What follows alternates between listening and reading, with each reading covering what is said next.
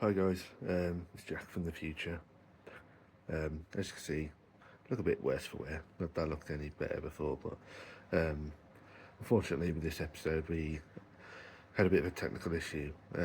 Having edited it for about 6-8 hours, exporting it, just getting ready to upload, I realised that the last hour and a bit you can't hear Gaz. His audio is totally cut off. I was looking like I was just talking to myself, looked like Tyler Durden. So unfortunately, we've had to split the video in half. It's a shorter episode now than what we intended. But yeah, let me know if you enjoyed this. Maybe in the future I can talk the rest of my visit there. But yeah, it's one of those things. It's a pain in the arse, but you know, it happens. Anyway, thanks for watching.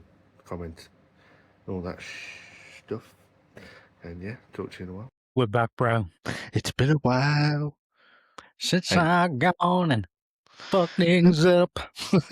2 on the nose, isn't it? Yeah. Welcome back, everybody. Hello. Welcome back to the projection room. I'm Gaz. I'm Jack. And as we said, it's been a while, hasn't it? It has. I can easily say I've missed it without a shadow of a doubt. Just for my peace of mind, I think just quickly addressing the massive gap. I mean, you know, we're not freaking famous podcasters or whatever, but I think for my personality, my OCD. But yeah, I think it's just addressing 1 or 2 things. We had a bit of a break. There was people were upset, feelings were hurt, and also so we didn't speak for a while. Is that fair to say? Yeah. But we have sorted things out. So yeah, we've had a bit of a break. You know, so and also we're working class people, so finding the time to do this as well. And let's say we went a bit quiet on each other. Things happen. People are upset. Life happens. But we spoke. We sorted things out, and we just want to move on and get back to doing this and get to talking films and doing what we love best. Yeah, exactly. Yeah, like I say, shit happens, but that's what happens with family. But yeah, I think we were both man enough to address the situation. And yeah, I mean, yeah, at the end of the day, we do love each other. So, you know, we don't want to fall apart or be whatever the phrase is, you know. But yeah, it's been a long time overdue. It has. Missed you very much, so we'll admit that. Gay. Yeah, I know. Fuck off. You're in a moment now, bollocks to you. Much love. But yeah. So, getting back to what we do best and what we love, we're actually going to have a bit of a special for Jack today. He has been overseas to the good old US of A. Yes. And this is going to be a bit of a deep dive from Jack's perspective. He's visited a lot of sites, been to a lot of locations that you want to talk more. I don't want to try and take your limelight, so this is going to be a very Jack-heavy episode. I'm just going to sit back and ask some questions if need be, and I'm going to hand it over to you. Tell us the story. Oh, thank you very much. So, when was it? About October, November time. I haven't been abroad in 15 years. So it's a long time. I knew I needed to go out and do something because I felt like I was just existing, you know, just getting day to day, just being there, not having any dreams or holidays, anything to look forward to. So, you know, I thought, fuck it, man. I'll just look at LA, Los Angeles, you know, City of Angels, all that shit. Yeah, so I got it booked for the end of May. Currently on July 9th now, so God flies by. Yeah, so yeah, just booked it just before the World Cup as well. Wasn't interested in price hikes, so that was a bit impromptu. You know, just wanted to get out there what I could. And yeah, went over to LA. Yeah, and I overcome so many things as well, like fear of flying. I have a terrible fear of flying, so bad. I remember. Yeah, awful. But I don't know why. I don't know what it is. I don't know whether it's like the thought of not being in control. I'm not really scared of heights, so I don't know why. I like overlooking on the plane and stuff. So I don't know. Maybe I don't know what it was. Can't put my finger on it, but Final Destination. Did Well, that yeah, I throw mean, you off? well, yeah. Obviously, watching that film doesn't help, and I think I did watch that, before we went to Egypt. Me and Jade did. I swear we did. Stupidly. Yeah. Yeah. So I just thought it's got to be done. Otherwise, I'm just going to be stuck here, just plodding on, just living. Like shit, to be honest with you. But, but yeah. So went over there. Thoughts I had in mind I wanted to do straight off the bat was, for me, filming locations. A few Anyone in in particular? Yeah, quite a few. Well, a few in particular. Mainly 95% Tarantino ones. Reservoir Dogs, Pulp Fiction, Once Upon a Time in Hollywood, and I also managed to get Nightmare on Elm Street and Halloween. Okay. Yes. I have to ask you a few questions on that one. Yeah. And also I went on a tour bus, Universal, as well as like the Hollywood tour buses that you see, famous film locations, celebrity houses, and all that jazz. But yeah. Anyway, particularly want me to start off, or just? I just want you to take us to the moment you got off the plane. Like, what was your thoughts? What was your instant reaction to the place? Because you rented a car as well. That frightened us. Like, if we're being totally honest, when you told us, we thought, fucking hell, Jack hasn't got the best of tempers, and he's going to go driving around in LA. He's going to get himself bloody shot like in Training Day or something. Yeah. Now I knew full well, like before, I'm just going to keep myself to myself. I'm not going to I'm not going to do anything stupid, get into trouble. I'm not even going to honk the horn, beep or anything. And but you just don't know, do you? It's not like around here. You can gesture like this to somebody. 9 times out of 10, nothing's going to happen. You do that over there, someone's going to come out with a 9mm and just tell you everything about you. Pop a cap in your ass, yeah. Yeah, pop a cap in my ass. Yeah, so I was like, you know what? I mean, to be fair, it would be better to die over in LA than. No, Jack. It wouldn't be better to die at all. And until your old age. Yeah, I mean, on the epitaph, it could be like you died in Los Angeles, or you could die in the middle of fucking Dudley. You know what I mean? Yeah, but then you got to think of us like fucking hell. We got to go fly over there and get your body back. Yeah, and just transport my body back. Yeah, nah, it's a new me.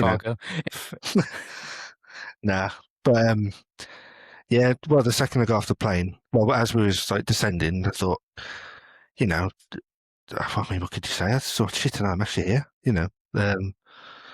I have to go off the plane, and then you come out and you see the American flag. Welcome to USA. You're like, you're here. Jesus, yeah, I'm here. And it was actually really, really, really smooth. But the whole process of stuff, like what do they call it? ESTA cards, ESTA stuff that you need, basically like a green card.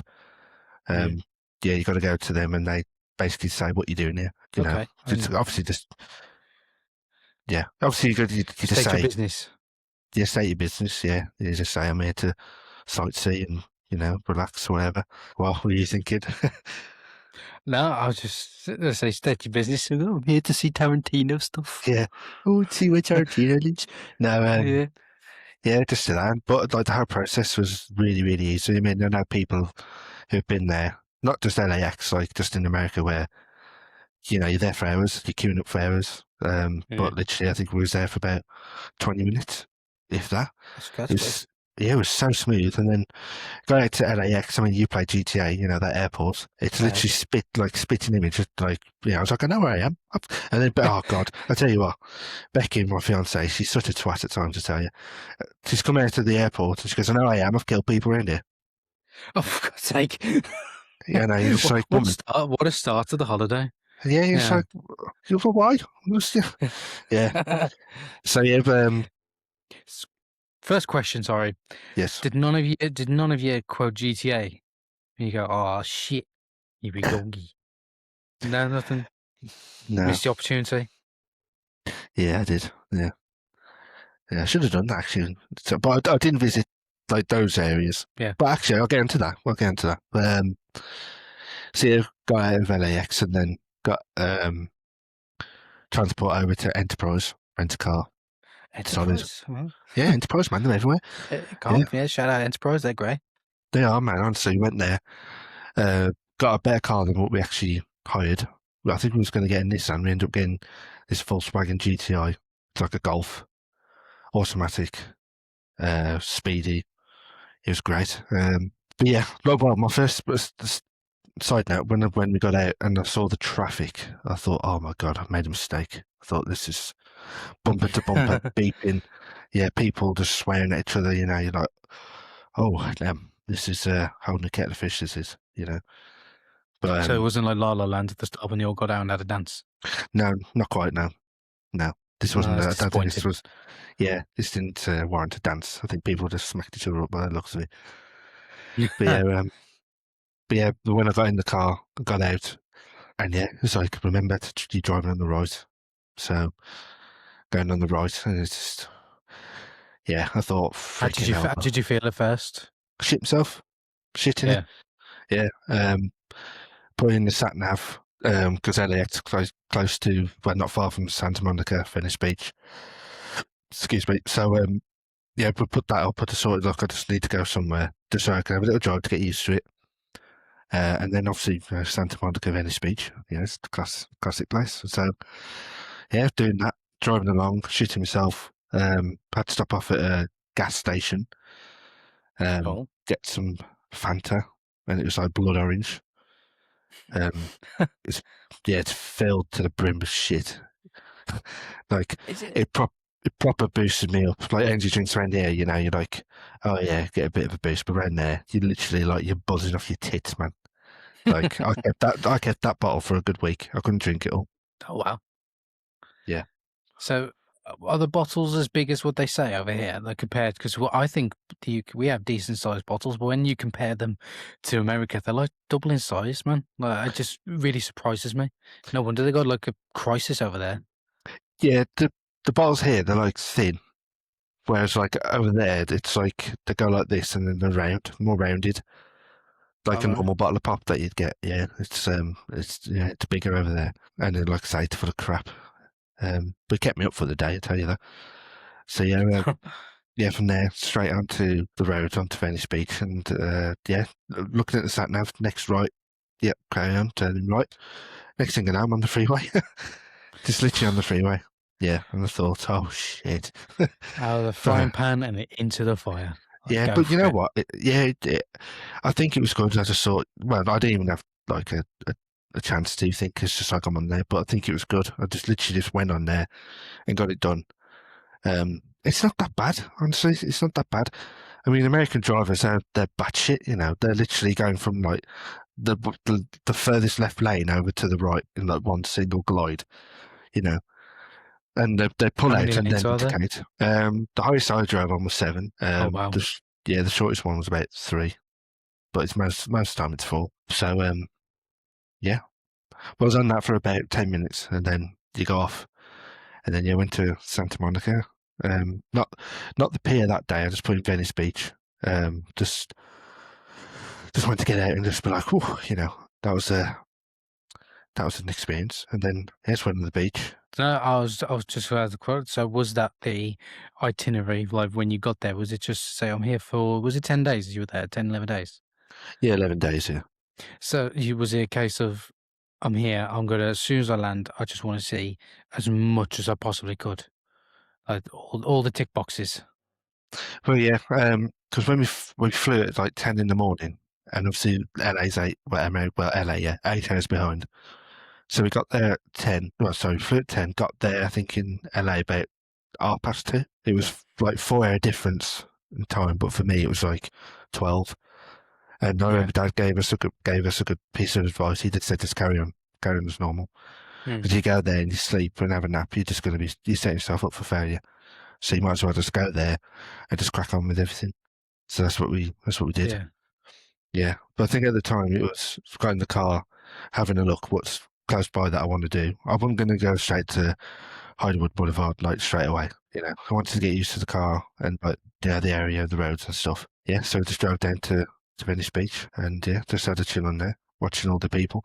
Tell you what though, there's a stereotype that I don't really think suits Los Angeles. There are actually quite a lot of fit people. Like the state of California, I think it's like got loads of physically fit people. You know, I didn't really see like a chunky American, to be honest with you. So do you think that's part of the like because of there's the portion sizes over there, how everything seems to be 3 times as big. Is that the assumption that you presumed that everyone was going to be quite big people? Yeah, it's just the assumption that I got. Yeah, like the American foods are full of sugar, and the portion sizes, the bacon and everything that they have over there. Yeah, you just assume, the people are going to be on the bigger side. But I mean, when we went there, like I say, there was just loads and loads of people that were just physically fit. The famous Dead Island trailer where they were all running on Venice Beach, or no tops on and just in bikinis. Yeah, literally. Yeah, there's loads of people. They got you can hire bikes. You can ride the bike from one end to the other, which I think we might do next time. To be fair, yeah. Yeah. Yeah, there's loads, like roller skates, skateboards. So where do we head to after Venice Beach? Like, did you check into the hotel? Did you want to sort of, or just carry on? Like, what was the itinerary? What was your master plan?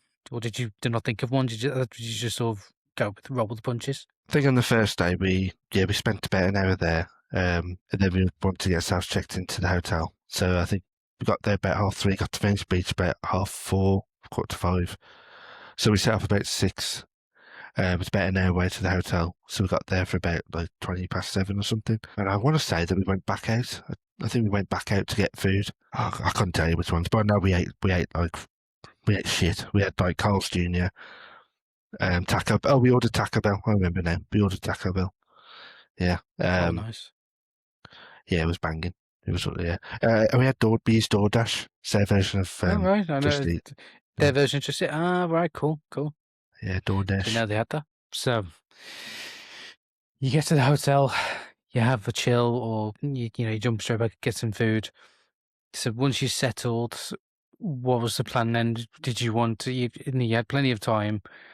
Was sightseeing as many film locations as possible the number one agenda, or was it just a case of we're in LA, we're just going to try and see as much as we possibly can within a few days, or was anything booked? Yeah, we booked because it was Becky's birthday the day after, so we went to Hollywood Boulevard the day after. Yeah, drove there, and during the drive over to Hollywood, because we stayed in a Commerce, which is like eastern LA. It's not far from like Inglewood, but it's not really that far. But in LA, they don't measure it in miles, they measure it in minutes because like the traffic. Minutes. Yeah, so like I don't know, from where I was to LA, to Hollywood Boulevard could be like 15 miles, but depending on what time of day you travel, depending on the traffic or whatever, 15 miles, forget about it. It could take 45 minutes, could take 20. It all depends on the traffic, because that's why they measure it in minutes. Oh, wow. Yeah. So yeah, during that drive over, we went past that famous. It's in GTA as well. It's in Terminator. I think it's huge. That like, how to explain it? It's got the water, and it's not a sewer. It's not. I don't know what it's called. But it's really recognisable. I don't know the term. I don't know what. It's not dam. It's I'll have to get a picture. Well, I'll put it on the picture there. But yeah, during the drive over, we passed that, and yeah, literally, I think probably about 10 blocks away from Hollywood Boulevard, I was driving, and I looked to my left, and I could just see this ass, and I was just like, the fuck? Yeah, and it basically it's this bloke just taking shit on the sidewalk. Oh, beautiful. So, yeah, good old Hollywood glamour there. Yeah, it's the American dream. Yeah, I mean, I understand where you got to go, but I mean, bloody hell. I know, it's ridiculous. But you know what? When you got to go, you got to go. Unfortunately. Yeah. It's just, they're holding those bars in America, is it? No. So, but let's get to what we're really here for. Like, so what day did you start looking at the Tarantino stuff, like the locations? After the Hollywood Boulevard, we done the tour bus and had a walk around afterward, looking at shops and whatever. So what tour bus was it? Sorry, what tour bus was it? It's the typical ones you see Hollywood sightseeing, like celebrity houses, filming locations, the sites, Anywhere, anything, any people in particular? Like any famous people, the houses you went by, or Oh, I'll tell you, there's loads. There was loads. Give me some examples. Yeah, I'll try and reel some off. I think the first major one we saw was the obviously the Chinese theatre, the Dolby Theatre where they host the Oscars. Oh yeah, nice. Then you go left and there was this Pretty Woman where they seen filmed Pretty Woman. Again, I'll get pictures up here for reference. Yeah, then you really go up the hills. They've got so many stuff going on there. There's like Lethal Weapon 3 or 2 where they filmed there. Never seen them. Oh, they're there. Well, the first one's class. So yeah, they've done. It showed like Katy Perry used to live there. There's loads of celebrities who used to live there, hidden away in the hills. There's like Katy Perry, Manny Pacquiao. Remember him? Oh yeah, the boxer.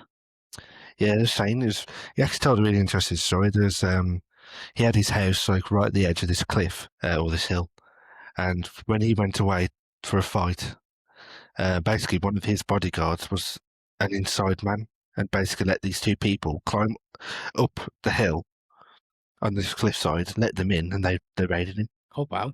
I stole shit lads apparently. That's shit, man. Oh well, pick a person to do it to, fucking hell. But yeah. Yeah, true. Yeah, and then obviously there was the Quentin Tarantino's house. Went past that house. That was the main man. Yeah, that was class, man. Yeah, went past the house. It was annoying really because I was on the left side of the bus and his was on the right side. So I tried to get, Becky tried to get pictures for me, but obviously, it was tricky. But yeah, basically I know where he lives now. So yeah. So did they give any interesting facts about him or? Yeah. The guy said basically they don't like to stop long because when he's in, he tells you to fuck off because he likes his privacy. Yeah. Okay. To be honest, I mean, imagine that. Like you're getting about 15, 20 tour buses a day, and people with cameras taking a picture of your house. You know what I mean? I think I'd get a bit fucked off after a while. Yeah. Well, yeah. I mean, it's one of those. It comes with the fame, literally. He got famous, obviously, for writing and directing his films, and then, bought himself a nice house in the Hollywood Hills. It's going to be a hot spot. Everybody knows his name around there. Yeah, that was class. I didn't obviously I knew he lived in LA, but I didn't know he'd literally live in the hills. And he's also got a house in Israel because his wife's like half Israeli. There's that whole touchy subject. Yeah, there's a whole touchy subject for that, which we won't delve into. Yeah, we won't dive into that, I don't think. No. Yeah. Moving on. So, go on. Anybody else famous or any actors or anybody we know? Chris Evans got a really nice house. Really nice. Captain America himself. Yeah. I zoomed in on the camera to see if I could see anything. Well, I couldn't see him. Yeah, there's shitloads of people. There's so many people. Like Bruno Mars, I'm not really fussed about him. Jennifer Lopez, trying to think of anybody else in the hills. They've got their own fire station. I know that. Oh, because of the fires, the wildfires. Yeah, the wildfires. And I just think in general, they've got their own fire department. Fancy. I know, it's pretty impressive. Yeah. I mean, let's be honest. You imagine that you've made it when the fact that you've got your own fire service on standby. Yeah. Or just a call away. Yeah. I mean, that's when you really know you made it. Yeah.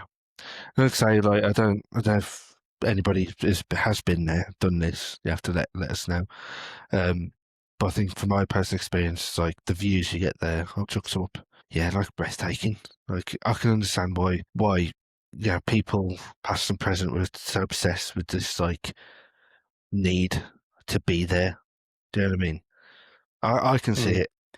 And I think luckily, like we know going and like look, Beck and I know, and I know you know as well. Like going into a place like LA, it's shady. We know it's got the nasty side to it. And I knew it wasn't this glamorous place. I knew, like, going to the Boulevard, Hollywood Boulevard, it ain't the cleanest place on earth. You know what I mean? It's quite run down, to be honest with you. Like the Strip and the surrounding areas. It's not like tip top. You know, it's not like well kept, really. To be honest with you, there's a big drug problem around there. Yeah, it's not always painted to be this perfect city, isn't it? Like the sea, what's it called? What's the expression that they use? I don't want to say the sea never sleeps. That's New York. City of Angels. Hollywood glamour. The Sea of Angels, I think that was the word I was looking for. Yeah. So yeah, because like you say, back in the 40s and 50s, that's where people who wanted to make it in the industry, whether it be musical, film, that's the place to go. That's your opportunity. Yeah. But then it was also kind of the downfall of LA, because if they didn't, or they didn't make the cut, then they slip into that darker side of LA. You know, they get involved in with bad people and being part of the drug and alcohol problem that was raving back in the 60s and 70s especially. Yeah. So it is a fascinating city. It's almost like if you make it, you make it. If you don't, you are forgotten about very quickly. That's why I think Babylon did so well. To be fair, Yes. speaking of Hollywood and all that, I think that was a good representation of it. Yeah. No, yeah, you're all right. Yeah, but yeah, I think being there, like I was saying, I knew full well it wasn't going to be this spick and span place, and there's shady people there. And it's quite sad, really, because like the healthcare system over there has let a lot of them down. Like people who have serious drug problems, you can tell that they're suffering, man. Like it was bad. But the one I think I saw about 5 or 6 during my stay there. And they're just talking to themselves. They've got absolutely no idea what's going on. They're pushing their trolleys around. They're living under bridges. They're living literally off the sidewalk and next to the road, and they've got the signs out. Need money, need food tonight, all this sort of stuff. I know you get that everywhere, but Shame it is, like I say, do you think it being Los Angeles, you'd think they wouldn't have this problem, but they definitely did. Yeah, it's a shame, but it's like any. I mean, don't delve into the political side of things, but it's obviously. I think healthcare in every country has always been a problem, in some capacity. The funding isn't there for them, or they feel they neglect that part of the funding. They put it somewhere else, whether it be estates or investing in properties or trying to get the upkeep of like tourist attractions, and yet the real problem is, the people on the streets, like you say, and it is a neglected thing over there. I've watched a few documentaries myself where you mentioned the darker side of LA, and it's the drug problem over there is just catastrophic. But the trouble is the hospitals aren't, not saying they're not equipped, but it's the health insurance prices, it's the call outs, it's how can people who want to get better? We come really down to political real sorting healthcare service out, but it does make you think. Things like that make you kind of grateful that we live in the UK where healthcare is free. Yeah, for the time being. Yeah. That's what I was thinking. I think the one side of me is grateful for that. If I'm ill or God forbid, I'm ill, whatever, I can go to hospital, get myself sorted, treated, whatever. So it was sort of an eye opener. I have to be as much as as much as I don't like England, to be honest with you. Like I think it's very bland. I think it's too green. Whatever. It's not got this dream-esque thing to it like America has. But you got to take the positives that we have here, the healthcare, and we are well looked after. Well, personally, I got a roof over my head. I got food and that. So, but yes, I don't want to, sidetrack and all that shit. Yeah, but yeah, you started it. You went down the rabbit hole. Yeah, I did. Yeah. But yeah, after the Hollywood Hills, we went into Beverly Hills, and again, there's shitload of things there. Al Pacino's old house. He used to live there for 25 years. He used to rent it. Oh wow! They said to him, "Why didn't you buy it?" And he said he didn't expect to live that long. Wow. Yeah. I tell you what, they make the life expectancy out there is. I need to know, like, what's the average life expectancy in LA? I don't think they're going to make it that far. I don't know. I think it must, when he bought it, I mean, it must have been about 60, because he's way into his 80s now. So maybe he thought he was. Yeah, maybe he thought he was renting it for like maybe 5-10 years, mate. I don't know. I mean, God knows what that man's put into his body. You know what I mean? That's probably why.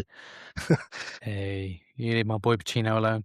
But it's true, though. That goes for everyone. Like famous actors, like you just don't know what they get up to in their own private time, especially like you said, the darker side of LA. You just don't know. But you're true. That is right. So where do we go after that? Rodeo Drive, all the posh shops, but out my price range by a mile. Yeah, $25 smoothies. They're saying to look out for famous people, and the only famous person I saw was Curtis Jones, Liverpool midfielder. Wow. I thought, You know what? travel halfway You might across the not be world. famous of. Sorry, I'm saying travel halfway across the world, and I see someone fucking British. Yeah, and the funny thing is that he probably isn't well known over there, but in No. the UK, he plays for Liverpool, and everyone's like, "Oh yeah, we know that one." You know, Yeah. that's mad. Of all the players, Yeah, well, he's not the only famous person I saw. We will get into that in a bit. But yeah, Rodeo Drive, yeah. All the famous shops and filming locations as well. Pretty Woman again. A Kanye Yeah. West music video, or Ye, whatever he's called nowadays. God, yeah, there's loads. Just like the famous Beverly Hills Hotel. Oh yeah. Yeah. The place that that place is magical. Oh, yeah, of course, we drove through. We saw Whiskey Go Go. Quite gutted, really. I wanted to go in there, but in the end, I didn't have time. I have no idea what Whiskey Go Go is. What is that? It's just a famous rock club. Loads of Okay. performers have been there. Like Motorhead, like Lemmy, he was a regular there. He used to have his Jack Daniels and his cigarettes, and yeah, he'd be there all the time. Things like Led Zeppelin and Black Sabbath. Or I don't know about Black Sabbath, but I know Linkin Park performed there when it was just starting out, when there was zero. When they started. Oh, that's sick. Yeah, they performed there. Yeah, loads of bands. I remember it was there was Youngblood who was performing. He was over there. You love Youngblood, don't you? Not really. He's a nice enough lad, but this is not my thing. Then there's the Viper Room, obviously River So I Phoenix. don't know what that is either. What is that? Again, it's like okay. Yeah, it's a famous club. Johnny Depp goes there a lot. But yeah, River Phoenix overdosed down the street back in the 90s, I think. Oh. I think he was 26, 23. Yeah, overdosed down the street and died. That sucks. Johnny Depp lives in Beverly Hills as well. Ariana Grande. No, so basically, there's a lot of people that famous people live in LA. So you did pretty much, you did a good job of trying to see as many places where celebrities have been. So was that part of the bucket, the to-do list? With that tour, it wasn't like one that we said we have to do. But when I think we was there and we saw they was doing those, we thought, well, we knew they'd do those, but we thought, yeah, we'll do that. You got to do it once you're there. Yeah, it was great. I was contemplating doing it again, like another day, but never got around to it. Because I've got obviously different tour buses. So one tour bus may go one way, another one may go another way, see different things. But yeah. Yeah. It was well worth it. The person might know, the person who's doing it might know different areas where celebrities might be or places where they've been compared to another one. Yeah. So that's quite good, actually. This is a variety. It's not like the same repeated cycle. Yeah, that's actually as well worth it. If you're there, I think you got to do it. Yeah, definitely. I think it's something if and when I go to LA, I think that would be definitely a place thing to do anyway. To see what site I can see. What was the next bit? Where do we go from there? Like, what was the lowdown? When did you start going to Tarantino locations? I think it was that night, I want to say. I think we drove out for food, and I put in the sat nav the location. Well, I put in IMDb because of the location tab that they have, but that one wasn't 100% accurate. Again, I'll get into another story. It's quite funny. But where I wanted to go, obviously, was the warehouse where Reservoir Dogs was filmed. Reservoir Dogs, yeah, man. Yeah, straight off the bat, yeah. So put that in. Got there at night. Figueroa Street. It's a famous area. But you get some really nice shots of LA down there. But yeah, it took about 35 minutes where we was. And yeah, the second I saw it, I was like, as if I'm here.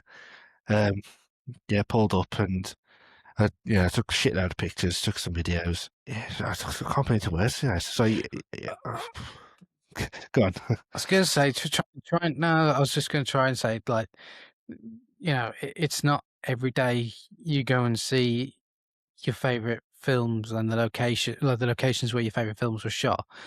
So Was there a lot of the emotional side of things behind it? Thinking, you can envision back in the 90s where Tarantino could be on that high street, or Harvey Keitel. Yeah, You just think, wow, they were actually here filming. They didn't know at the time just how iconic this film would be in the future, and also how much it would mean to people like you. Because I know, Reservoir Dogs is undoubtedly one of your favorite films ever. So yeah, it's kind of weird. You feel like you're just walking through time a little bit. I think that's probably what the feeling would be. And yeah, yeah. would you agree? Yeah, I think you summed that up like perfectly. Yeah, it's like surreal. You watch this film. I've watched the film so many times, and I watched it earlier the year, and you think, I've actually come in, I've done it, and I think what was special about it as well, it was the freedom I had. I literally put it in the sat nav, and I was there, and with this particular like film location, it wasn't cornered off. It wasn't locked away for the public. It was literally there. I mean, obviously it's changed now, which is disappointing. And it's not the same, but obviously, like, it's history. That's where it happened. They can't take that away from you. It's history for you. That's the important thing. Forget anybody Yeah. else. It meant something to you. Like, yeah, okay, the film came out in 94. I presume they probably shot in 92, 93. It's So 92, yeah. did it? It's come out in 92. 92 it came out, sorry. Yeah. So let's say, okay, so 1990, 91. And then, the times change and evolve, but yet that place is still remains. It's still an iconic piece of cinema. Like, you see that shot in the film, and you're like, everyone knows what that film is. Sorry, it's that. I think even though it might be the smallest detail, it might mean nothing to somebody else who doesn't enjoy film, but the person who does love film sees that shot, sees that warehouse, they're like, I know exactly where that's from.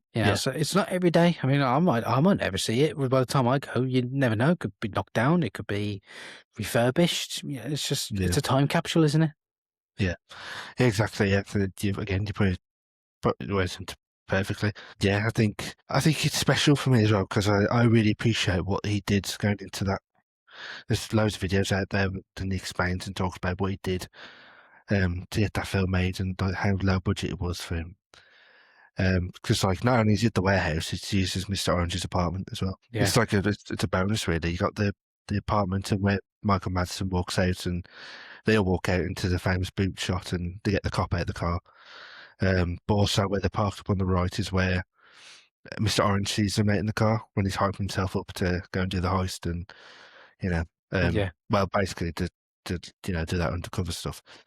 Yeah, so like, it was 2-1, and like I say, I was mesmerised. Just mesmerised by it all. Yeah, that's what I wanted. Yeah, literally, that was the whole purpose of going there. Obviously wanted to do, your typical touristy stuff. Disney, Universal, whatever. But for me, it was like the proper out there stuff. That's what I wanted to do, and that's what I did.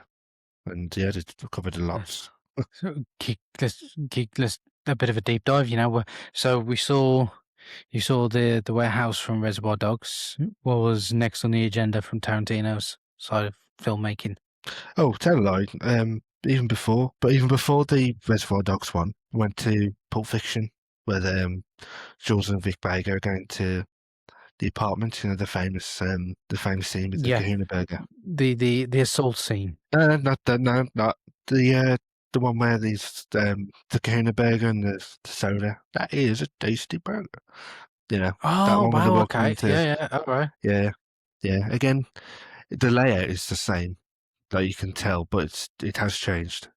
It's obviously not as it was back then, but I knew that going into it. It's been like 30 years now, but again, like I say, I was looking it up on Google and looking at where I was, and I was like, you could tell a bit's changed, but it's still there, still history. They still film this, And it's really interesting as well, actually, to see where they filmed stuff, because like when you go and watch it, it's like it's interesting because you think when you go, like, film sounds seamless, you think they filmed everything on like a street, and they've done everything like locally, but they filmed this scene like in this certain place in LA, and then the next one, which takes place like 5 minutes after in the film, they shot it like, could be like 40 miles away, blocks away. Yeah. You know, But it's really, does that make you appreciate the, like, if you watch any sort of film and then when you actually visit the set, the locations, do you think that gives you a bit more appreciation for the filmmaking behind the scenes, like the scouts to go and find these places and think, oh, I think this oh would be yeah, great for yeah, that scene, or I think that over there would be great for that scene. You know, it's amazing, really, how much effort goes into it, and people don't think about that side of things. no, I do. Yeah, I think it's an unappreciated part of the filming side to it. You know, getting your locations right, because especially I think in Pulp Fiction and like Reservoir Dogs, I think where they, and in Once Upon a Time in Hollywood as well, where they film is essential to what they was trying to capture. So Yeah. you know, I think fair play to them. You know, like even a little scene like that, you know, it's made a nerd like me go like, you know what, I'm gonna go there and have a look. It's the same. It might mean nothing to somebody. Like, you can have so many people live in LA, and they just think they don't even acknowledge it because they live there. You know, Yeah, it's like, you know, I think anywhere that you live, you would probably feel the same way. But for someone like yourself, you go across the pond to go and visit that stuff, it just means so much more to you than what people, you know, like the average Joe. Like, it's to some people, it's just like a cafe or a warehouse, and to you, it's kind of what's molded you as a yeah, person. You know what I mean? yeah, It's just I think this is what sometimes when people think, oh, yeah, if you love your films, they think, oh, Jesus, you watch too much. But it's stuff like that means something to you. So just to make a point on that, when I went to Belgium and I went to Bruges, one of my favorite black comedies, whatever you want to call it, is in Bruges. yeah, So the fact that I went to the area, the town square where they filmed like the scenes where Colin Farrell's sitting down outside, and he has a conversation with Ray Fiennes, Brendan Gleeson has a conversation, sorry. yeah, And then you got the fountain, and you got the church. I actually went into that church. I actually walked around the square, and I'm thinking, wow, they shot those scenes here, like, on location, and it's to people it's just a touristy spot. You know, there's chocolate shops, there's a chocolate factory, there's a nice cathedral, and I was standing there walking around going, oh, this is where they filmed in Bruges. You know, Colin yeah, Farrell. That's like, because you remember the shots, don't you? You sort of try and get a visual for things, yeah. so you Watch can out for the like a coins. visual. Exactly, watch out for the coins, yeah. But then, I mean, point blank, there was no Americans in Bruges, I must say. Yeah, if you haven't seen the film, you understand that reference. So no, my point is, I'm get where you're coming from. Like, it might mean nothing to somebody, but then, you know, it means so much. And also the filming locations side of things, it's like, it just amazes you how much effort goes into making a film sometimes. Yeah, Even the locations, you know, at the time it feels like nothing, but then nearly 35 years later, it means something to someone like yourself who flew over there to visit those places. It's amazing. yeah, you're some of this stuff better than I am. Bloody hell. Oh yeah. I'm just on it today. I'll tell you what. One of the best free experiences that we did. Cielo Drive, So the famous, the famous, Sharon Tate. yeah, the I famous can't place. remember her name. I say the famous place. Can't even remember the bloody name. But yeah, we got pulled into Cielo Drive, and I pulled up, and honestly, nowhere to be like. I had to pull up, turn the engine off, and say to Becky, I was just like, "This is history." Like, you know, I can't believe that Tex and those lot from the Charles Manson family actually went up here and did those horrendous things that they did. And I said, like, we are literally here. Like, this is where it happened. You know, like, you could put aside all the filming locations, you know, that I've visited or whatever, but this one's real. The tragedy that unfolded here. You know, it was something else. I had goosebumps, you know, proper bad goosebumps. Yeah. We even recorded it. I might put it up. Recorded the drive all the way up there. From Yeah, share the video. Yeah, definitely. I thought, No, carry on, please. Carry on.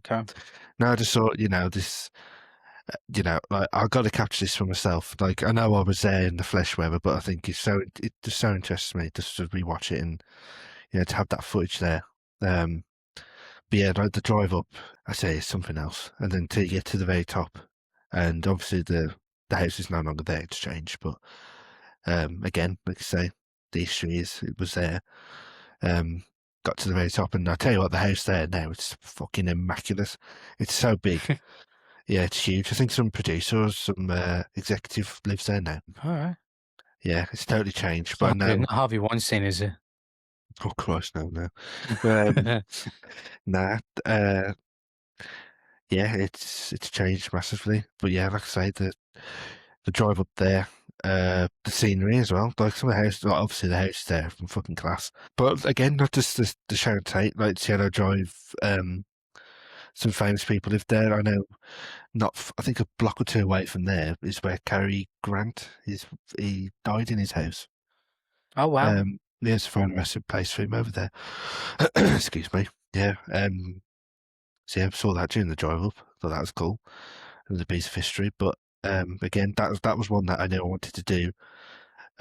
Going there. You know, it wasn't like I was driving around. I was like, oh, we'll go here. That was one where I said, I am got to do this because it's history. And like I say, I think it's one of the best things that we did there. Again, because we had our freedom. I was just going to say, so despite you got the freedom to do that, but then yet despite going to these locations, that was your major takeaway. Yeah, honestly, I'd say it's. Well, I mean, I don't want to list them all. I couldn't list them all 1, 2, 3, but that one is definitely up there. I think because like we did all that drive and then the drive down. But I think driving away from it as well. The area, like the surrounding area, like Beverly Hills, it's amazing. It's so beautiful. Like some of these houses. Yeah, it's really it's inspiring. What's the word I was going to use? Like, obviously it probably ain't going to happen. But when you're writing or you got ideas in your head and you think like that place would be awesome for this and that and yeah, I just can't put into words. Did it inspire you? Oh yeah, absolutely, yeah. I was thinking as I was driving there, I was thinking but I could envision this place in my head if I was to write something about this and that.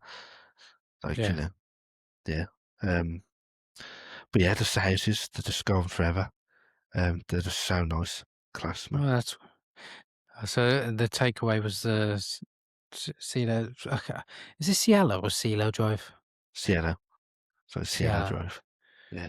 So, and the scenery of Beverly Hills was one of your takeaways as well. That's just incredible. It's incredible to coming from you. I don't mean that sound like in a nasty way, but you're not really one for. I don't want to say take it in your environment because I know you do. You just explained the locations and what it invoked in you, but you've never been one to just take in where you are. You know what I mean? You just sort of take the moment in, but you never really sat and stood and soak it in. And this, just a quick point. This might sound really stupid to some people, but we're working class citizens. We're your average Joes. Like these, money doesn't grow on trees for us. We got to dig in and work hard for our money. So opportunities like that, where you go in there, it doesn't happen every day. It's this could be. I know you plan on going back, but to some, it could be a once in a lifetime. Well, yeah, this is your one chance to sit. So it sounds really stupid. You just like people put out, if they watch this and they say he took in some buildings in Beverly Hills. It might not mean F all to you, but it means something to you because you think, I don't know if I'm going to be here again. Yeah, well, yeah, exactly, yeah. I tell you what, you're putting everything I want to say into practice, man. Yeah, like you literally just said. Man, sorry. Yeah, it's like obviously, like you said, I do plan on going back there, but if I wasn't, because life's not guaranteed, whatever. I don't sound morbid, but you have to just sit there and take in your surroundings and you're not guaranteed tomorrow. Be in the moment. Yeah. But Beverly Hills in particular at night, I think it was less busier. I mean, obviously it was going to be busy. It's LA, for Christ's sake, but I think at night it was still busy, but not as packed. I could take in a bit more. Yeah. And yeah, so it's just everywhere I went, it was just it was awesome. But there's so many things to do in Beverly Hills. Spahn Ranch, the actual Once Upon a Time in Hollywood. Yeah, well, yeah. But Spahn Ranch, the actual place where I wanted to go. That again, that was one that I pre-planned. Didn't quite go as planned, simply because we went when it was going like dusk, And we looked up that there's like mountain lions and there's poisonous like shrubs and stuff. Yeah, and it's not as simple as yeah. Yeah. It's not as simple as you go there, park up, walk up for like 5 minutes, you're there. It's like a half an hour trek into this terrain, which I'm not used to. Obviously, I'm sure the LA residents are and whatever. Yeah. Well, you're not a local, are you? No. So yeah, I thought, you know what though, I've been in the vicinity. I took the place in. It's fucking gorgeous as well. Yeah. Again, it's like history, like this is where Charles Manson literally lived and his family, and the horrendous stuff that went on there. So that inspired me to then look up where they filmed it in Once Upon a Time in Hollywood. I wanted to see their version of it, which wasn't actually that far. It was about 20 minutes, like I want to say down the road. It was like swirling mountains, it was a class drive down there. I went down there at night again, stupidly. Thought I'm not getting out in the car because it's dangerous. So I went back a few days later. And this is where like I do coin my own phrase, Simple Jack from Tropic Thunder, because I am very capable of doing stupid stuff. So put in the thing, and it was saying like to go up, and like it was around there. So I was like, yeah, whatever. Again, like mountain lions, whatever the hell's in this like trek place. I thought, fuck it, I'm gonna do it. So I went there for about 15 minutes walking around. I was like, this don't look familiar. So I came back to the car and I had to put the aircon on. It was desert heat, and I was like, "Where the hell is it?" It was right in front of me. Literally, I parked right in front of it. So I was like, "Oh, yeah." So, dickhead. Yeah, literally. So, I went out there, and again, I think that's one of my favourite experiences there. Whilst I was out there, because there was nobody else there. So for my recollection, that was the scene where Brad Pitt walks into the ranch. He's got like his followers on the left, all Margaret Quay and all that, and Kevin Smith's daughter. They're all looking him up, and then he's walking to the house. So just for reference for people. That's right. I love that scene as well. That is such a great tension builder scene. Love it. Yeah. And I was looking at, I had an image on my phone, and I was looking like, from where the scene started, where he shot from the bottom, and I was matching up to the rocks and stuff, and I could see where they built the set for George's like house. So the foundation's still there? No, you could see like it's literally just it's all gone. Like there's no set there, nothing. But I matched it from my phone from where it would be, so I could see the house that they built it on was there. Again, I'll get a reference picture, but again, it was just an amazing experience. Like, because like you say, all these famous people have been there, and it's where they filmed one of the best scenes arguably. Well, probably top 2, probably I'd say, in that film. Wow. Yeah. I wouldn't disagree with that. In your head, were you thinking like Leonardo DiCaprio going, "Oh"? That. Yeah, literally, yeah. Because if I was there, I'll be walking around going, "Oh." Yeah. Yeah. No, I was, to be fair, yeah. But yeah, it's quite incredible, like the movie magic, because to me it didn't seem that big, but in the film it seems like it goes on for ages. Like when he walks up and he's walking back, and the guy's like stabbed the car wheel or whatever. I'm loving you here saying that, because it just, again, it harkens back to what this podcast is and will be about. It's the art of filmmaking. Like it might mean fuck all to somebody who just the average film guy, but for people who love the way scouts, finding location scouts, cinematography, it's things like behind the camera that we appreciate more. It's fascinating that you see stuff like that. It's amazing. So it's amazing how they managed to capture this small shot and expand it into this, like you said, it is an iconic scene. I think that's my favorite scene of the film. The walk up the long walk to the house, and everyone, his eyes are on him. You can feel the tension, but it's amazing that it actually wasn't as big as what the shot implied. So it just gives you credit to the cinematographer for making the scene a lot bigger than what the location actually was.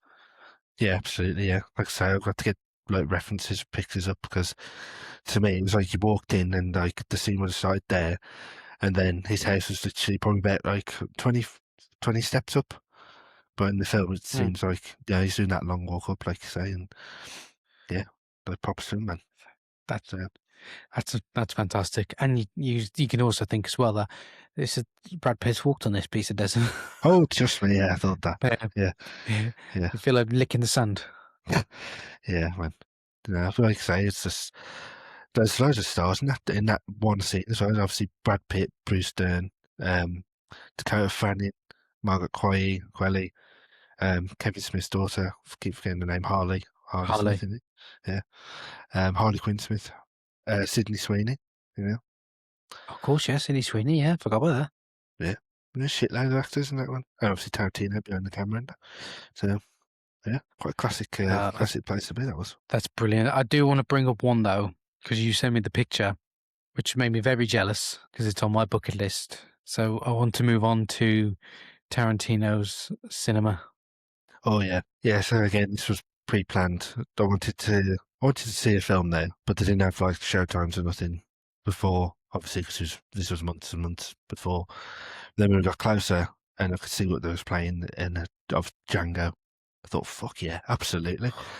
So yeah, booked to see Django on the Friday, and it was actually in Universal, and was walking around, and then I get this email, and I looked on the phone, and it says you've booked to see like Django, whatever. Just to let you know, there's a Q&A with Kerry Washington going to be taking place. That's just freaking. It's just like what? Yeah, literally, that's like just mad. Yeah, it's like no way. And I couldn't believe my luck, man. I was like, that's class. So, yeah, I was buzzing to see it anyway, but yeah, it's absolutely, compared to us, man. But the cinema. I mean, she plays a small part in that film. Sorry, Jack. She plays a small part in that, but I think when she is on screen, she's fucking brilliant in that. It's amazing. I think that's what's so fantastic about Tarantino is the fact that he might have these big stars, but may not have a lot of screen time, and yet when they are on, he manages to get the best out of them. Yeah, because she's not in it for most of the film because she plays the captured wife, doesn't she? So you don't see her for most of the film. I think she comes in like the start in the last 20 minutes, half an hour, roughly. Yeah, but when she is in that, she freaking commands the scenes that she's in, man. She's fantastic. So the fact that you saw her as well, that must have been like the cherry on top of that cake. Yeah, I tell you, it's class. I'm literally working through my bucket list of seeing people in Django in the flesh. I've seen Jamie Foxx, Kerry Washington, Tarantino, and there's a brief scene in there. It's just Christoph Waltz and DiCaprio and Samuel Jackson. But yeah, we watched the film, like you say, she's a pivotal role. She's the whole purpose of the film anyway. And yeah, and like you say, when she's in there, she captures like the role of an enslaved woman like perfectly. Like the horrors that she witnesses, and like her screams are sound like uncomfortable, and everything that she goes through is horrible. But what she actually mentioned in the Q&A, I thought was like it added obviously elements to it. So she was saying the scene when she's in the hot box, Tarantino actually said like that she needed to be naked. Because that's what they did back then. You got in this hot box in the floor for like a day, and you're sweating your ass off, obviously. She obviously was very comfortable in doing it, but he basically like reassured her that it served a purpose, and it was for like authenticity. It wasn't him just being a perv, whatever. And he basically persuaded her to do it, but she did use like a fake. She had a term for it now. Basically, it's fake pubic hair and all that crap. But yeah, she was going on about ins and outs of stuff and how uncomfortable like DiCaprio was saying the N-word and stuff. Yeah, that's the famous what Jamie Foxx says. He was like, we were enemies, and he didn't like saying the N-word, and even the next thing just started blanking the black cast members because he wanted to get in the zone of that horrible rancher estate guy. I can't remember his character's name now. Calvin Candyland. Yeah, it's class. Tarantino's cinema bucket list, I think I got to admit, I think my favourite, I would love to see Inglourious Basterds there. I think Oh, that'll yeah. be my bucket list. Yeah. Maybe when they're going to tear it down, they can set it alight. Proper experience. Yeah. Get the full 4DX experience. Yeah, a good 4DX feel to it, yeah.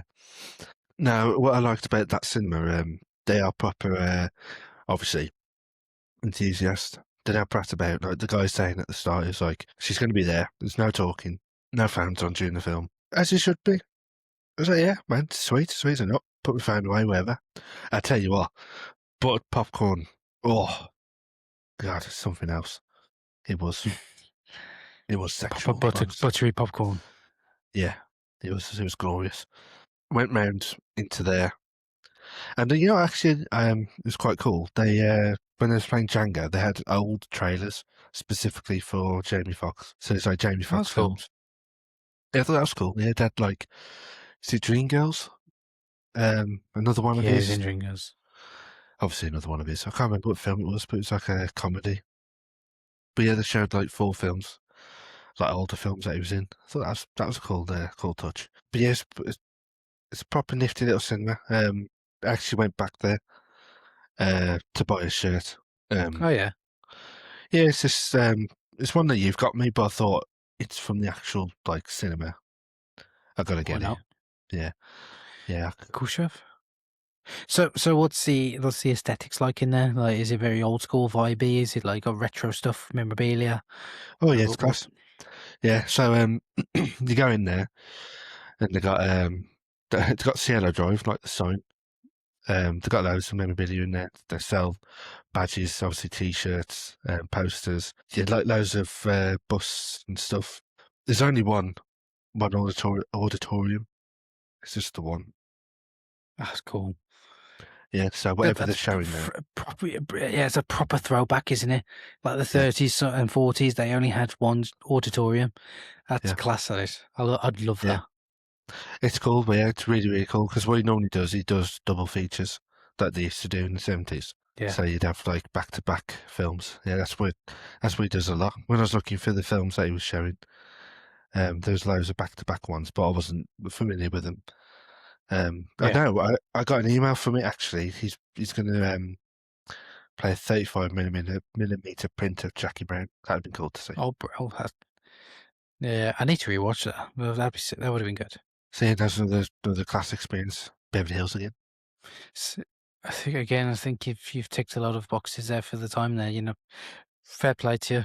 You're taking the opportunity, going.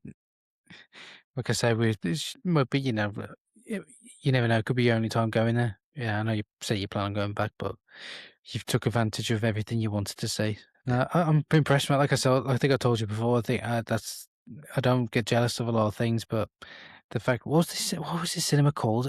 Its name evades me. What's the cinema name? New Beverly Cinema. New Beverly Cinema. Yeah, it's one of my bucket lists to go. So fair play to you, mate. I think that's an incredible experience. So where next?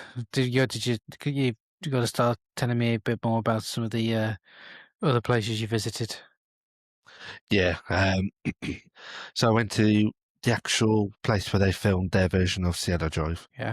Yeah, it's literally like what's obviously in the film. They got Sharon Tate's like gate, and then they have Rick Dalton's house right next to it. Yeah, and that literally sounds obvious, but it literally is, because how we mentioned the movie magic, or whatever. But no, it's literally like that's her and that's his. I don't know if the interior's the same or not, but I'm not sure. But yeah, that was cool. But I felt really, really intrusive, because I went up the first time, and I was driving, and I was trying to like take pictures, and I thought, nah, I got to go up again. But I waited 5 minutes, and then Becky recorded it for me. You know what that reminds me of? You know that's that scene in Matilda when you got the agents outside taking pictures. I could just see you, the freaking thing, like. Yeah, that literally, it was me. Yeah. But yeah, that was cool. That's a nice little spot. I didn't plan that one, so that was quite cool. It was literally 10 minutes away from Universal, so when we reached there, I went straight over to that. The other Tarantino spots I did, I'm going to say the best one for last, like in my opinion anyway. Did the Reservoir Dogs Diner, Pat and Lorraine's coffee shop. course, yeah, the start, yeah. Oh, Yeah. again, man, you wouldn't think to go and visit those places. No. Yeah, and literally you go in there, it's the same. It's probably the closest to being the same as it was filmed. Like, obviously it's more modernised now, but they kept the layout the same, and they embraced it. Literally, you go in there, there's Reservoir Dogs everywhere. They've got posters and yeah, they've got like pictures of behind the scenes, which I thought was cool. I tried to take a picture of Oh, it, it'd be but the fantastic. reflection was a bit naff. Ironically, um, I don't sound like horrible, but the service wasn't great. I don't mean to sound like a Mr. Pink, but honestly, it was a bit like I was just like, oh, all right. I had cheesecake and a coffee, and that was it. Until I had to go out and I had to go and pay, and it's just a bit off. I was just like, is she for real? Like, you know what I mean? Did you not give did you want anything else? Were you going to give like a full order? No, well, I mean, I was thinking like Mr. Pink, I was like, she only filled my coffee up once. I expect it refilled like 4 5 times. Yeah. No, I wasn't that bothered really. I just thought that's quite funny. It was awkward taking pictures because it was quite busy, and you know me, I had to take pictures of where they sat, and try and do it You're a on the typical sly. British man, aren't you? Though. Yeah. You just worry about everybody else and being everybody's way. If that was me, I'd be like, "Who the fuck are you, way? I'll have your pancakes in a minute. I'm trying to take a picture." Yeah, yeah, but I also try not to invade like their privacy or whatever. But I managed to get them anyway, and I've managed to edit them out. Nah, So, privacy, smivacy. Just gonna take your picture. yeah, so yeah, that was a cool experience. What else did I do? I've got shit loads I did. So just a quick question, sorry, because you say about the behind the scenes pictures. Was there? I think we sort of quickly went over it, but the Pulp Fiction shop with the assault. Yeah. Was there any interesting stories there? Was there any memorabilia there? Well, that's what I was going to just about to get to, because originally I put it in. This is where I was on about with the IMDb. I put IMDb up for the location, went there, and I thought it looked familiar. But I thought, oh, it must have been knocked down or changed. So I took a picture of it, and bearing in mind this was probably about 10:30 at night, and there's people working, or I don't know whether they was working, I don't know what they was doing. It ain't my business. But there's people there because it was literally like on this off road. And I literally drove right up to him, and I thought, oh, shit. And so yeah, I slightly took a picture and I went. And it wasn't until I got back to the hotel and I thought, this don't seem right. Like, this just don't seem the same. Turns out I was on the back side of it. All I had to do was go around the front. So that fucked me off. I thought, no. But it worked out well because when I did go again, and this is what I mean about taking I sound like a footballer, like take your chances, whatever. But I knew the old me wouldn't have done this. Like, I'd have got there, just took a picture of the outside, and I'm like, right, that's cool, that'll do for me.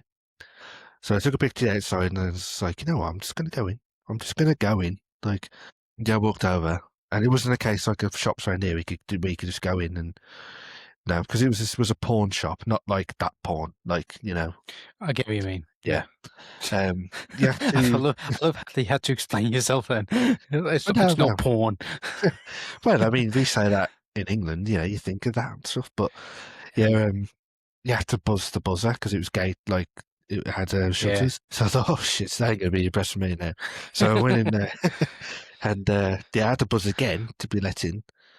The fucking hell! And then when I got in there, there's two guys. One's Sam, and he was like, how can I help you? And I said, straight off, I was like, look, mate. I was like, I'm a tourist. I said, I come here because I know the film Pulp Fiction here. And the other guy goes, Sam, can I take a lunch break, mate? And wow. yeah, because he's probably heard it all before. So he was he was like, yeah, whatever. So I said to him, any chance I could just have a look and take some pictures, whatever. And he said, like, because they've had so many tourists just come in and not buy anything, you have to buy something now. So I was a bit like, you know what? That's fine. So I bought this coin. I could have bought anything, to be honest with you. But yeah, I bought this coin and then took some pictures again. I put some up on the thing. And yeah, I just asked him, I was just like, what was it like? What was it like on the day? He was there. How did it come about? And he said, like, it was Tarantino and a few of the crew they was looking for this particular spot for where this film, the scene would take place, what would happen. And yeah, he agreed to it. And he was saying he observed Bruce Willis took a lot of the, what's the word I'm looking for? Like the incentive, or like he used his experiences basically to say what should happen, what should go on, and all that. And there's a lot of back and forth between him and Tarantino, apparently. Not like negatively, but just like creative differences, whatever. Just collaborate, creative, yeah. But he was saying that the carpet's still the same. There's a replica sword of what he uses above, still there, like the same place where he gets it from. And he said there's the same tarp that they use